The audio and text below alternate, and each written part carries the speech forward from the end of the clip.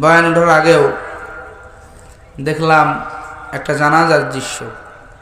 হাটাজারি মাদ্রাসার এক প্রবীণ আলেম বিদায় নিয়ে গেছেন, হাজার হাজার উলামায়ে কেরাম জানাজায় শরীক হয়ে গেছে। তরুণ একজন আলোচক আজকেই মনে হয় অ্যাক্সিডেন্টে মারা গেছে। তো এই তো জীবন, এত বাহাদুরি করে লাভ কি? কথা বলেন না কেন? কোনো লাভ নাই। প্রত্যেকটা মাহফিল আমি আমার কথা বলি, আমি আমার জীবনের শেষ মাহফিল মনে করি।